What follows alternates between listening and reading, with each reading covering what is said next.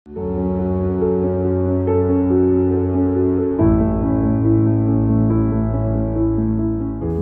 বিরক্তি নিয়ে ঘুম থেকে উঠে স্কুল, আর স্কুলে যাওয়ার আগে প্রথম প্রশ্ন ছিল মা আজ কি দেবে টিফিনে। এমন প্রশ্ন শৈশবে অনেকেই করেছে। অনেক সময় শুধু টিফিন খাওয়ার লোভেই ছুটে যেত স্কুলে।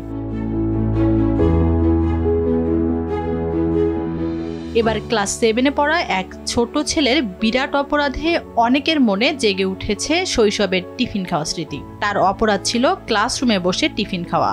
এমন ঘটনা ভারতের পশ্চিমবঙ্গের উত্তর পরগনায় ভাটপাড়া এলাকার অমরকৃষ্ণ বিদ্যালয়ের।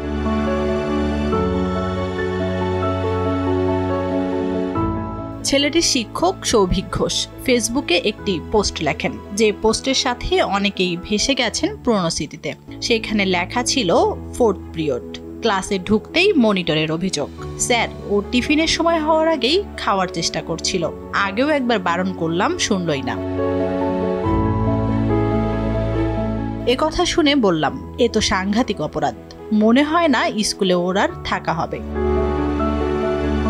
এ শুনে খাবারের অংশ আটকে গেছে প্রায় ছেলেটির। ঢোক গিলে বলল, স্যার এবারের মতো ক্ষমা করে দিন, কোনোদিন খাবো না স্যার, স্যার প্লিজ।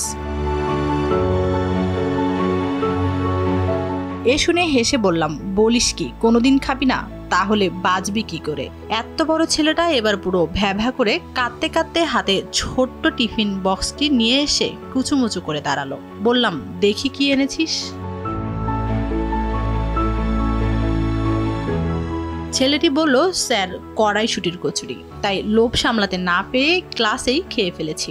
বললাম, ঠিকই তো করেছিস, আমারও তো খেতে ইচ্ছে করছে। খুশিতে উচ্ছ্বাসিত হয়ে ছেলেটি বলল, 3টি আছে, আপনি একটা নিন না স্যার। গম্ভীর হয়ে বললাম, আমার ভাগটুকুই তুই এখন খেয়ে নে, আর ওখান থেকেই বন্ধুকে একটু দিয়ে দে, বাকিটা টিফিনে খাবি। নিজের স্কুল বেলার কথা মনে পড়ে যায় সৌভিক ঘোষের।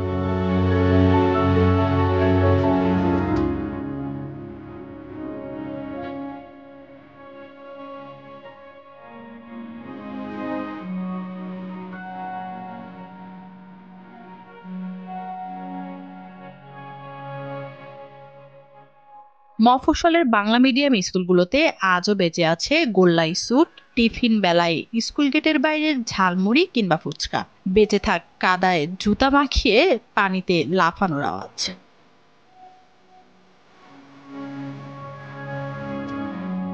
তানজিনা তাসনিম, RTV।